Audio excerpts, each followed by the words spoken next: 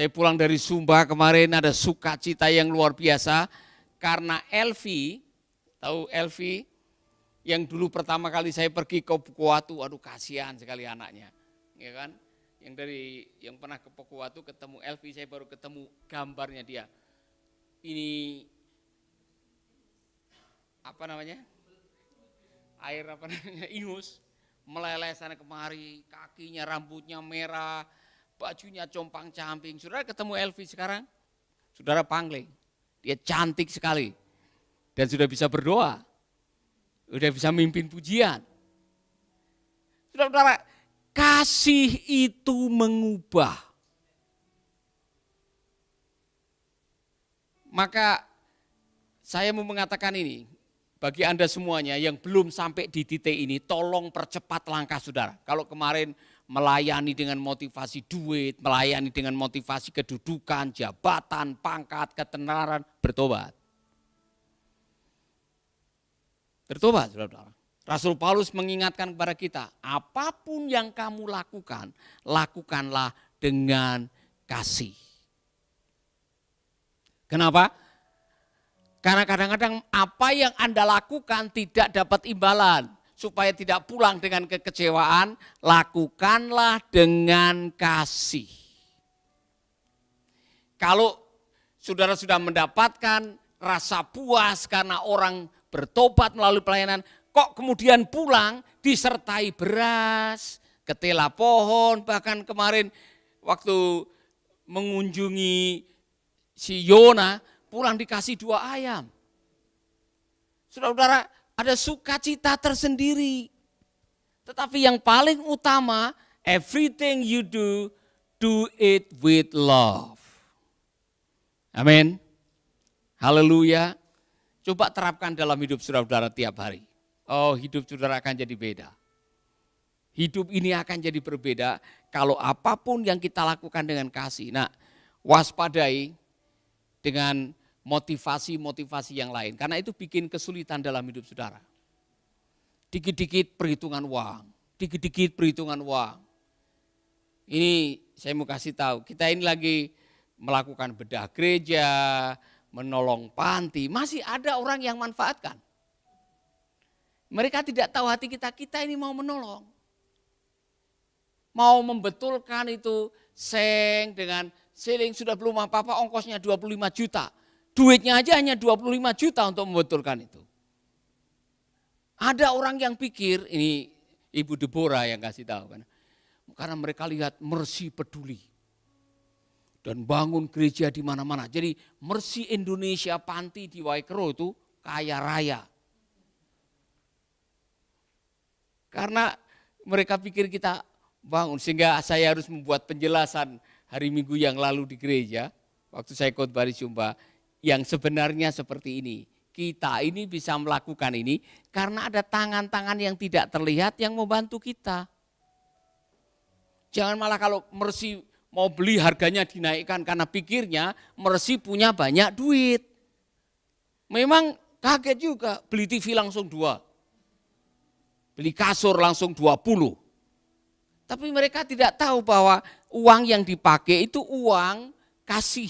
Uang belas kasihan dari orang lain. Ya, jangan malah memanfaatkan, tetapi mari kita malah memberi. Maka kita akan diberkati lebih banyak. Amin. Jadi mohon maaf nih kepada saudara-saudara yang sedang nonton, bahwa Mercy bisa membangun 66 gereja, pastori dan sebagainya, bukan berarti Mercy kaya raya. Mercy tetap beriman tiap bulan. Kami tetap memohon kebaikan Tuhan tiap bulan. Kalau hari ini kok bisa bagi-bagi Alkitab suara dan buku buat saudara, kami hanya menyalurkan saja. Amin. Haleluya, sudah komentar. Tidak usah bantu Mercy itu, sudah kaya. Bantu Mercy yang lain, atau bantu panti yang lain. Saya mau mengatakan, kami hidup dengan iman. Kalau saudara lihat di panti kami bangunannya bagus, anak-anaknya rapi, ada mobil di panti, bukan berarti kami kaya raya. Kami menggunakan dan bisa mengelola apa yang menjadi kepercayaan orang. Kami tidak mau terkesan panti yang menderita. Anaknya suruh keluar, kemudian pakai baju compang-camping begini. Itu bukan jiwa kami. Kami tidak memanfaatkan panti untuk mendapatkan aliran dana sehingga bisa foya-foya. Woi, enggak usah bantu panti itu. Kantor pusatnya sudah punya Toyota Alphard, itu pemberian. Orang pikir kita ini wow, enggak tahu kalau tiap bulan kami tetap berdoa, tiap bulan masih beriman dan sebagainya. Amin. Haleluya. Jadi begini saudara, enggak usah ngecek lah. Kalau mau memberi dengan kasih. Kalau saudara digerakkan oleh Tuhan tidak usah macam-macam. Amin. Berikutnya. Jadi waspadai motivasi Anda. Yang berikutnya, jadikan kasih sebagai great commandment dalam hidup saudara. Tujuan akhir dalam hidup saudara. Karena apa? Pada akhirnya nanti Anda akan hidup dalam kasih selama-lamanya. Makanya Anda dikirim ke dunia oleh Tuhan untuk sekolah mengasihi, katanya Pak Rick Warren. Salah satu tujuan mengapa Allah mengirim Anda ke dunia, supaya sekolah mengasihi. Dan dikirimnya kemana? Di dalam keluarga. Keluarga adalah tempat pertama Anda menerima kasih dan tempat pertama Anda belajar mengasihi sesama dalam keluarga. Nah kalau di dalam keluarga aja eker-ekeran tiap hari, selalu bermusuhan, bunuh-bunuhan, bagaimana bisa mengasihi yang di luar keluarga? Siapa yang pernah bertengkar dengan kakak apa adik? Angkat tangan. Semua, hampir semua angkat tangan pernah bertengkar. Di dalam keluarga. Kok bisa saudara? Satu ayah, satu ibu masih bisa bertengkar. Ya, gara-gara apa dulu? Makanan, apa lagi? Pakaian, apa lagi? Permainan, rebutan, ya kan? Saudara-saudara, saya masih ingat dikejar-kejar sepupu saya, dia sudah almarhum. Gara-gara saya pinjam sepatunya diam-diam. Iya. Jadi saya ada pertemuan, enggak punya sepatu karena miskinnya bukan main, ya kan? Saya masuk ke kamarnya kok ada sepatu nganggur. Gitu. Saya langsung pakai keluar tanpa bilang, woi saudara-saudara, itu bisa dipukul. Itu terjadi dalam kehidupan ini. Jadi kenapa Anda dikirim ke keluarga? Karena tempat pertama ujian kasih itu di dalam keluarga. Amin. Maka berbahagialah Anda yang lahir dalam keluarga. Paling celaka kalau Anda keluar dari batu atau keluar dari pohon. Saya yakin tidak ada yang keluar dari batu atau pohon. Kecuali Yorhan. Yorhan, kamu keluar dari mana? Itulah sebabnya, saudara-saudara, Tuhan melahirkan Anda dalam sekolah dalam keluarga, karena keluarga adalah sekolah pertama untuk mengasihi. Maka kalau dalam keluarga Anda tidak menerima kasih, Anda akan kesulitan mengekspresikan kasihmu kepada orang. Untuk para bapak, para ayah, dengar, penyuplai pertama kasih untuk anak-anak yang paling bertanggung jawab adalah ayah. Kalau sampai anakmu tidak merasakan kasihmu, dia akan bermasalah di mana dan kemana saja. Karena kasih adalah kebutuhan utama.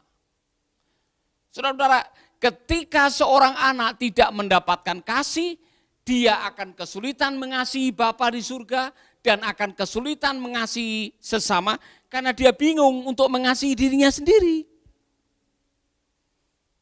Untuk semua para ayah, jangan pernah lupa bilang I love you kepada anak-anak saudara.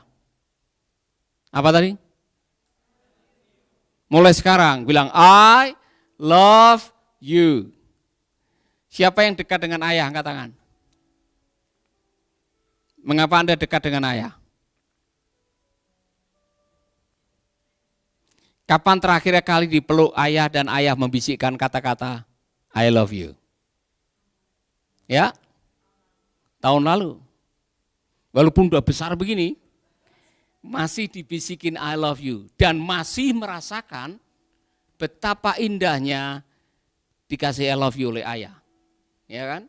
Timi walaupun besar, saya masih SMS, I love you boy. I love you. Karena itu sesuatu yang dibutuhkan oleh setiap anak. Siapa yang tidak pernah mendengar I love you dari ayahnya? Saya juga. Saya tidak pernah mendapatkan itu. Ya kan? Tidak pernah dipuji, tidak pernah dipukul, tidak pernah dimaki, tidak pernah dicubit. Saya. Dibiarkan. Sehingga kebingungan ketika kita sudah dewasa. Karena itu kebutuhan. Yesus mendapatkan itu dari Bapanya di surga. Inilah anakku yang kukasihi. Kepadanya aku berkenan. Karena Yesus tahu betapa luar biasanya peran kasih. Karena dengan kasih dia bisa menghadapi tantangan. Anak yang dikasihi punya rasa percaya diri. Anak yang dikasihi dia bisa berdiri di atas segala tantangan. Ketika mendapatkan cobaan, jika kamu anak Allah. Jika kamu anak Allah, Yesus bisa menghadapi itu. Jadi anak-anak yang merasakan kasih sayang, saudara-saudara, anak-anak itu akan merasakan rasa nyaman, rasa percaya diri. Sebaliknya, survei membuktikan sebagian besar yang mendekam di penjara, 75% tidak pernah merasakan kasih Bapa. Dan kesulitan menyebut Bapa kami di dalam surga. Karena bayangannya Bapa saya jahat, Bapa saya jelek, Bapa saya tukang pukul, Bapa saya suka menghakimi. Bahkan ada Pak Abraham dulu yang pernah saya wawancari, pernah dibanting sama bapaknya dan dilempar 2 kali ke sungai. Saudara kalau pernah ketemu anak pang yang namanya Wawan, yang pernah kami kumpulkan dulu, kami sewa rumah untuk anak-anak pang dulu. Wawan itu jadi nakal liar di jalanan karena dia pernah datang ke ibunya minta duit, ibunya menyesal, kamu bukan anak saya, kamu lahir dari pohon asem tuh. Karena ibunya PSK, dia tidak tahu bapaknya siapa. Dia jadi anak yang nakal. Maka para ayah, Anda bertanggung jawab. Yang akan jadi ayah. Jangan bosan-bosan bilang, I love you. Saudara-saudara, kenapa di akhir zaman nanti Tuhan akan memulihkan hati Bapa terhadap anak dan anak terhadap Bapa? Karena ini krisis. Ini krisis yang luar biasa. Krisis yang membuat lahirnya segala bentuk kejahatan termasuk LGBT oleh karena krisis pembapaan. Maka kembali kepada tadi, mari kita belajar kembalikan itu kasih dalam hidup saudara.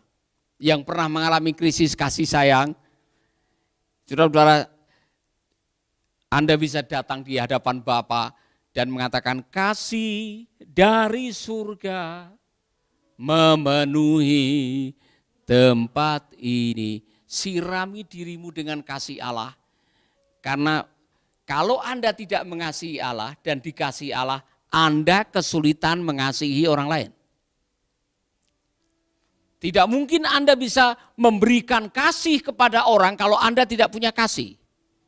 Maka sumber pertama untuk Anda mendapatkan kasih adalah kasih Bapa yang tersedia untuk Anda selama-lamanya.